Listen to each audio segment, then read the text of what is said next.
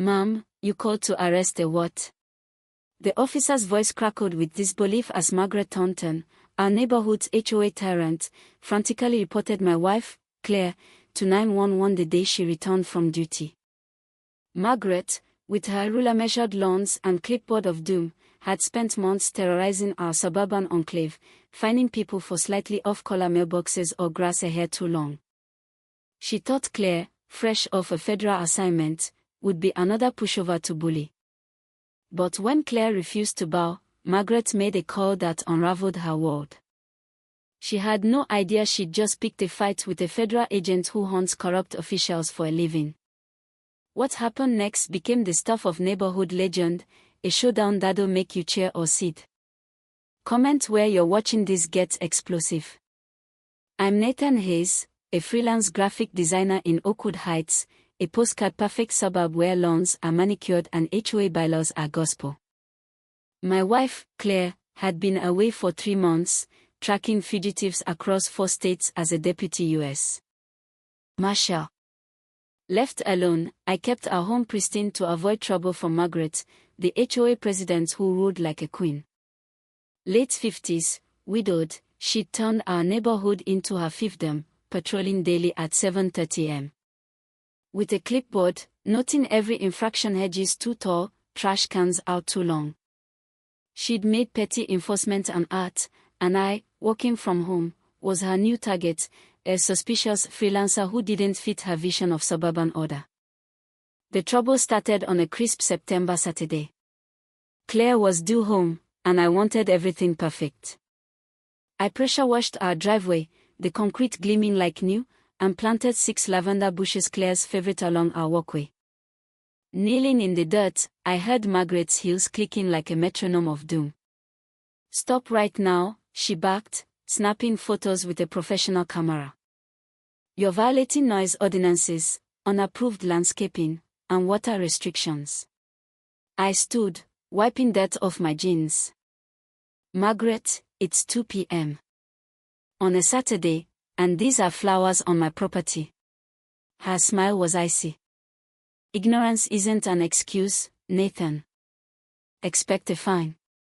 She stormed off, leaving me uneasy. An hour later, an email arrived, official violation notice $400 due immediately. The fine cited noise, landscaping, and water use, but the date September 10th was 6 days before my project. She'd backdated it, fabricating violations before they happened. This wasn't about rules, it was about power. That night, I dove into the HOA bylaws, uncovering Margaret's selective enforcement. She ignored her allies' violations like RVs parked for weeks while fining others for minor infractions, like the Garcia's boat trailer. Fueled by fury, I crafted an email to all 47 residents. "Are our rules fair?" With side-by-side photos and metadata proving the backdated fine, I exposed her tyranny.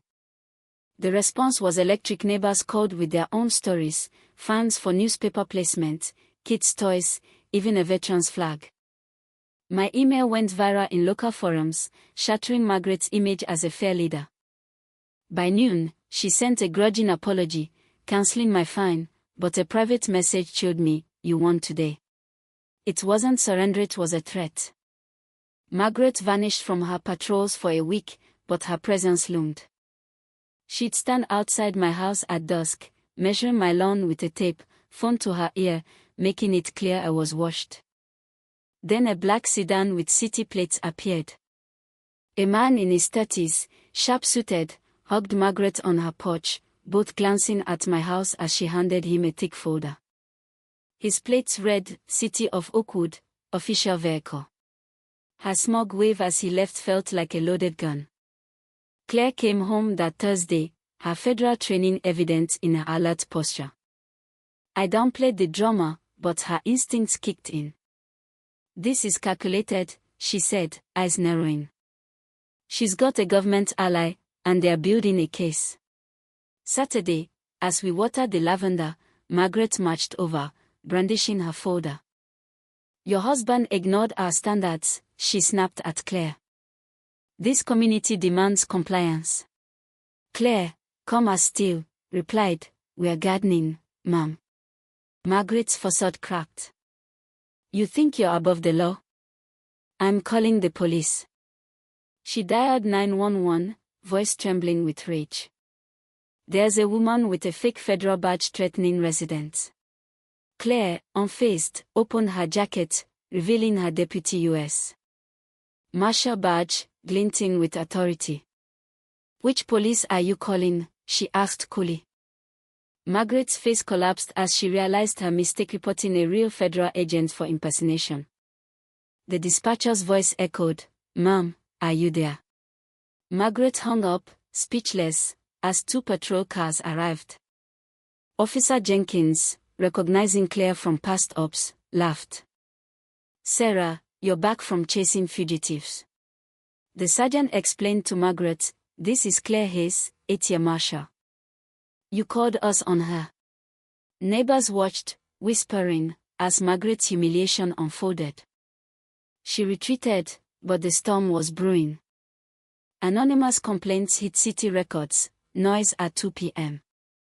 Client calls, suspicious odors, herb garden, or traffic, UPS deliveries. Claire spotted the pattern, this is bureaucratic warfare. Someone's coaching her. Then came the certified letter from the City of Oakwood's business licensing office.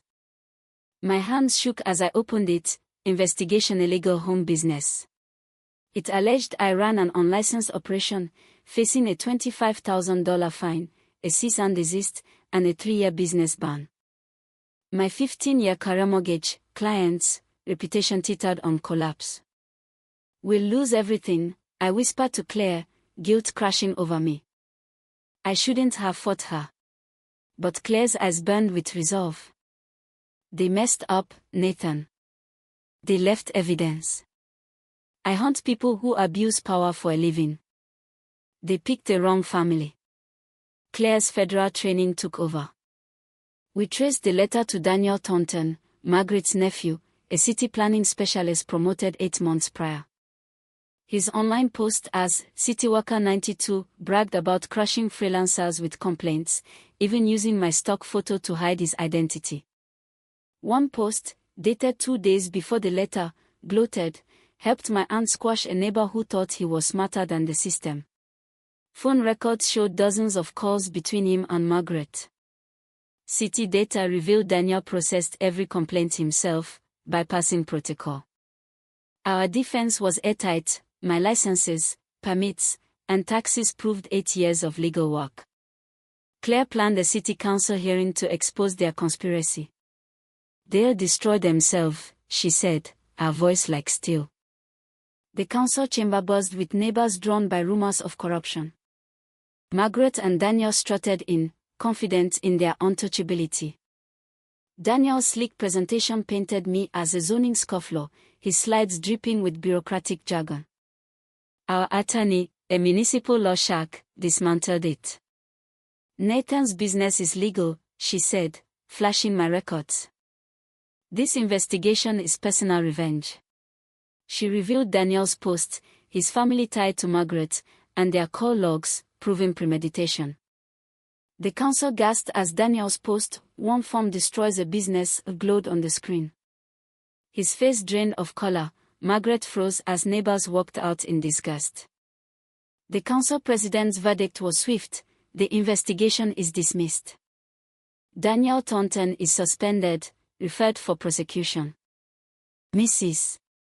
Thornton resigned from the HOA.